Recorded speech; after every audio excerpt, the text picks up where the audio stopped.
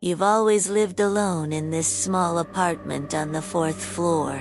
The building is old, the walls are thin, and the hallway lights flicker when the wind blows. Every night, around 2:17 a.m., you hear it. A soft knock on your door. 3 gentle taps. A pause. Then 3 more. You never answer. You never have. You tell yourself it's just the neighbor, or the pipes, or the wind rattling the loose frame. You put on your headphones, turn up the white noise, and eventually, you fall asleep. The knocks always stop after a few minutes. They always do. One night, you decide to test it. You stay awake on purpose. At exactly 2:17, the knocks come same rhythm, same softness. You wait. They stop after 2 minutes. Nothing else happened. You laugh at yourself, relieved, and finally go to bed. The next night, the knocks come again. But this time, after they stop, you hear something new, your own voice, coming from the hallway. It's quiet, calm. Exactly the way you speak when you're alone. Hello? Is anyone there? Your heart stops. You never said that. You were lying in bed, completely silent. You creep to the door and check the key. Hello? Always empty? You call out, "Who's there?" Your voice echoes back from the other side of the door, but it's not yours anymore. It's deeper, slower, like a terrible imitation of you. You don't sleep that night. The following evening, the knocks are louder. After they stop, the voice returns, right against the door this time. It's your voice, filled with a strange longing. I know you're in there. Why won't you let me in? I've been waiting so long. You grab your phone and record it. The playback is crystal clear. It's you, the same accent. The same slight hesitation you have on certain words. But you were sitting across the room, not speaking. You stop answering your phone. You stop opening the door for deliveries. You stay inside, lights off, breathing as quietly as you can. The knocks come every night now. They don't stop after 2 minutes anymore. They go on for hours. A relentless, gentle tapping. One night, at 2:17, the knocks start from inside your apartment. Soft.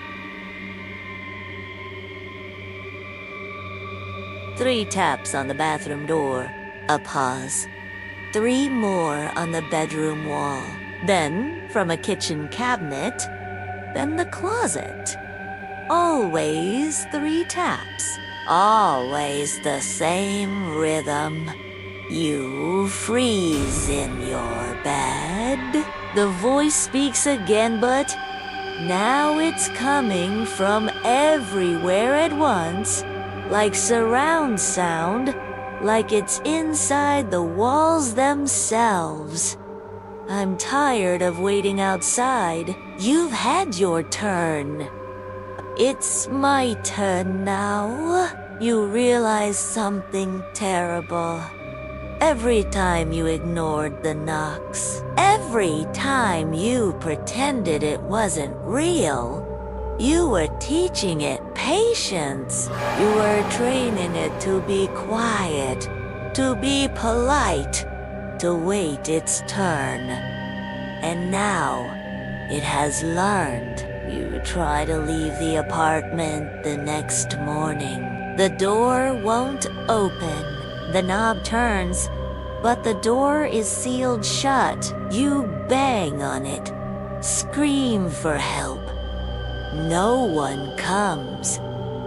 The hallway is silent. Your neighbors, you realize, have never existed. You've never heard them laugh, argue, or even walk.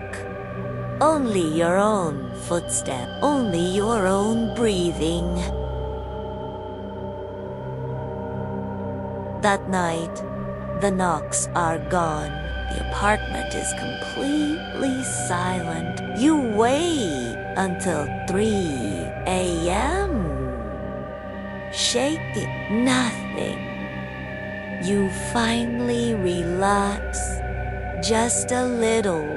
You stand up, walk to the mirror in the bathroom to splash water on your face. You look at your reflection.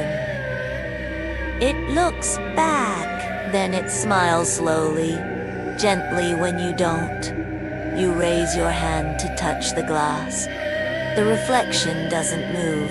It just watches you, calm, patient, waiting. You step back. The reflection steps forward, closer to the glass. Its hand presses against the inside of the mirror, fingers splayed. You feel a cold pressure on your own palm. Even though nothing is touching you, you run to the bedroom, slam the door, and lock it. You slide down against the wall, breathing hard. After a long, silent time, you hear it. 3 soft taps from inside your head. Your voice whispers, not from your mouth, but from somewhere behind your eyes. I'm home now. You can rest. You try to scream, but no sound comes out. The last thing you feel is a quiet sense of relief, because the waiting is finally over, and somewhere in the empty apartment, someone who looks exactly like you is living a normal life, opening the door for deliveries, answering the phone, smiling at strangers. They never hear the knocks because the knocks are inside now, and they don't need the door anymore. Sleep tight, or don't. Either way, someone's wait. Thanks for watching. If this story found you in the dark, maybe give us a follow. You never know who might be knocking next.